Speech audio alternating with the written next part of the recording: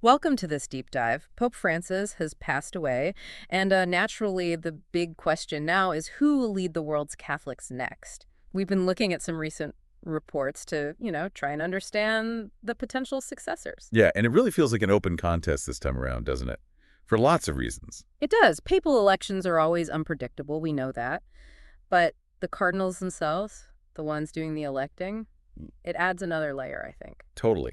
The College of Cardinals, the group that meets in the Conclave, well, something like 80% of them were actually appointed by Pope Francis. Which you might think points things in a certain direction. Exactly. You think that, but it's just not that simple. These cardinals, even though Francis gave them their red hats, they don't all think alike. Not at all. And there's the geographical shift, too, right? Right. For the first time ever, less than half the electors are European. It really shows how global the church has become. So you can't just label them progressive or traditionalist easily. No, it's much more nuanced than that. The BBC article we looked at really emphasizes this complexity. It's not a straightforward division. Okay, so what we want to do in this deep dive is, well, sort of navigate this. Look at some of the key names popping up as potential popes, drawing on that BBC piece. Sounds good. Where should we start? Let's begin with Cardinal Pietro Parolin. He's Italian, 70 years old, and his current job is pretty significant, that is acronym use, Vatican Secretary of State. What does that actually mean day to day? Well, being Secretary of State means he's basically the Pope's right-hand man, his chief advisor. He also runs the Roman Curia, which is, the Vatican's whole central administration. So a very powerful position, deep insight into how things work there. Absolutely. And that experience, that long time inside the Vatican, some cardinals might see that as a real plus. Stability, someone who knows the ropes. The article mentions his diplomacy and global outlook as strengths, but it also flags this criticism that he's maybe less focused on the purity of Catholic dogma. What exactly does that phrase imply? Purity of dogma. Yeah. Yeah, it usually points to a more traditional, maybe stricter interpretation of church teachings. Okay. So critics, using that phrase, might feel his focus on diplomacy, on reaching out, could maybe soften the edges on certain doctrines. I see. And that could be a sticking point for the more conservative cardinals. Potentially, yes. Yeah. It's definitely something they'd be weighing up. And then there's that comment he made about same-sex marriage in Ireland back in 2015, calling it a defeat for humanity. That's strong language. It is very strong language. And look, that probably resonates well with some, the more conservative wing, perhaps. But could alienate others. Exactly. Even though Pope Francis himself upheld traditional marriage teachings, Parolin's phrasing here, it feels, well, maybe more hardline.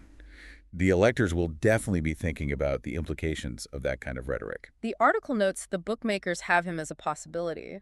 But then there's that great Italian saying. Ah, yes. He who enters a conclave as a pope leaves it as a cardinal. It really sums up the uncertainty, doesn't it? It really does. Papal history is full of surprises. And, while Italy has this long history of popes. 213 out of 266, I think? Right, a huge number. But there hasn't been an Italian pope in over 40 years now. And with the church looking more global, well, it feels like the tide might have turned. So Parolin offers that experienced Vatican insider profile. Precisely. Now, let's contrast that with Cardinal Luis Antonio Tagle from the Philippines. Very different background. Cardinal Tagle, yeah. He's 67. The reports mention decades of pastoral experience. What does that actually involve for a cardinal? Pastoral experience, it means he's spent a lot of time on the ground, leading local churches, ministering directly to ordinary Catholics. So not primarily in the Vatican bubble or academia? Exactly. It's about understanding the day-to-day concerns, the real lives of church members. That kind of grassroots connection can be seen as really valuable. And the Philippines itself is a major Catholic country, 80% Catholic, I read. Hugely influential. And they have 5 cardinals now, which is a record for them. That could mean some lobbying power within the conclave, potentially. He's seen as a moderate, generally, and sometimes called the Asian Francis. Yeah, that label comes up because, like Pope Francis, he seems very focused on social issues, on poverty, on migrants. There's a clear sympathy there. But where does he stand on the core doctrinal issues? Well, like Francis, and in line with church teaching, he's firmly against abortion and euthanasia. No ambiguity there. Okay.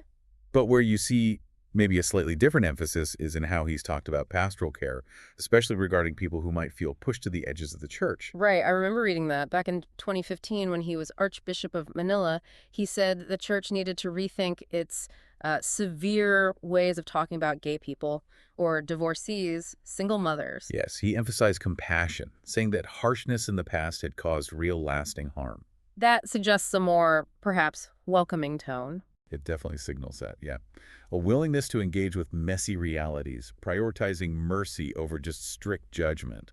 That could appeal to cardinals who want the church to be more inclusive. And he was apparently considered back in 2013, too. He was, yeah. So he's not an unknown quantity. He already has some level of recognition and maybe support. And what about his reaction to being considered? Well, apparently a decade ago he just laughed it off, said, "I treat it like a joke. It's funny," which, could be seen as humility, always a good quality in a potential pope. Okay, so we have Parolin, the experienced administrator, and Tagle, the pastorally focused leader. Let's shift continents now. What about Africa?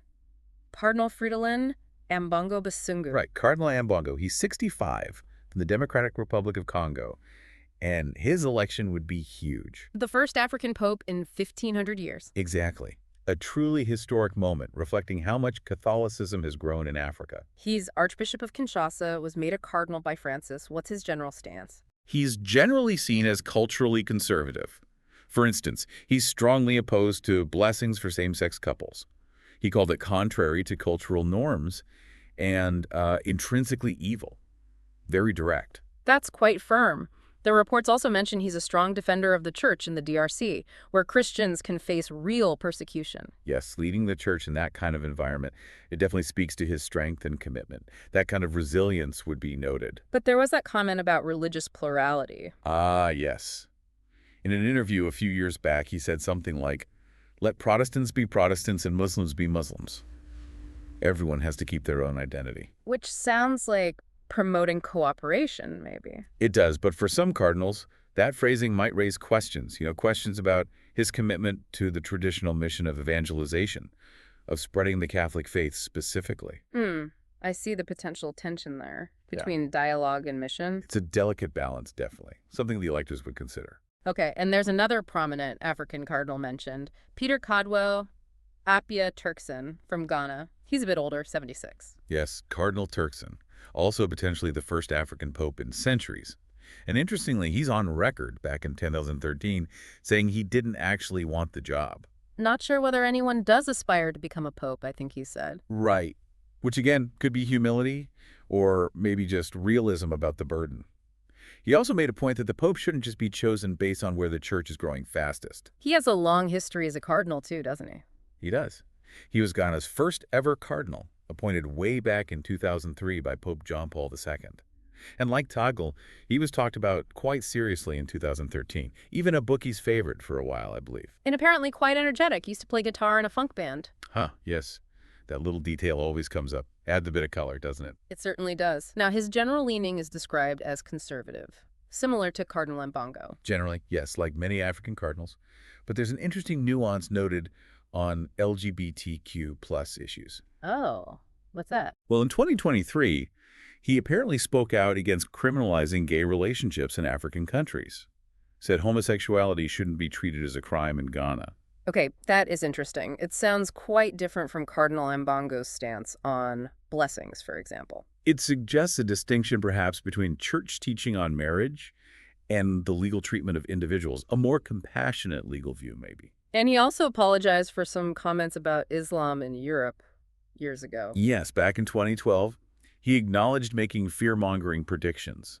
That willingness to reflect and, well, admit a mistake, that's also something cardinals might note. So with Cardinal Turkson, we see maybe a blend, generally conservative, but with some notable distinctions on certain social questions. Exactly, a complex picture like all these potential candidates. So we've looked at 4 prominent names: Parolin, Tagle, Mbongo, Turkson. Italian, Filipino, Congolese, Ghanaian. It really highlights the diversity we talked about. It absolutely does. Different backgrounds, different experiences, different perspectives on key issues. And it makes predicting the outcome of the conclave, well, pretty much impossible, as that saying reminds us. Utterly unpredictable. Yeah.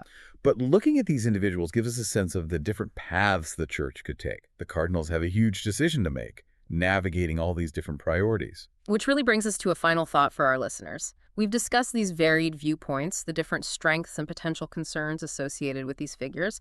Considering all that, What single quality or maybe what type of experience do you think will be the most critical for the next pope? As he tries to lead 1.4 billion Catholics through whatever challenges and opportunities lie ahead. That's the multi-billion-dollar question, isn't it? Definitely something worth pondering.